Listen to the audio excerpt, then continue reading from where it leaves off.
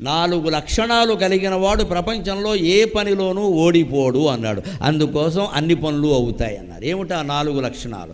ధృతికి, దృష్టికి, మతికి, దాక్ష్యం. ఇప్పటికి కూడా ఉపయోగించేవి ఈ 4. కాగితం మీద రాసుకుని మనలో ఉన్నాయా లేదా చూసుకోవాలి. ముందు ధృతికి, ధైర్యం ఉండాలి. ప్రతిదానికి భయపడుతూ ఉంటే ఏ పని చెయ్యలేవు. యథవ ప్రాణం ఎప్పుడైనా పోయేది. కొన్నింటికి తెగించాలి. ఆ ధైర్యం లేనివాడు ఏ పని చేయరు. అన్నింటికీ భయపడతాడు. అన్నింటికీ తోడు కావాలి. ఎవరో 4 ఉండాలి. ఎవరు ఉంటారమ్మా జీవితాంతం తోడు? అంటే మనమే ధైర్యం తెచ్చుకోవాలి. ధృతికి, దృష్టికి అంటే ముందు చూపు ఉండాలి. మతికి, మేధ అంటే తెలివితేటలు. పని చేస్తున్నామంటే తెలివి ఉండాలి. ఆ తెలివి లేకపోతే పని నాశనం అయిపోతుంది. లేకపోతే మందకొడి మనుషులం అయిపోతాం ఖచ్చితంగా. తెలివితేటలతో ఆలోచించాలి.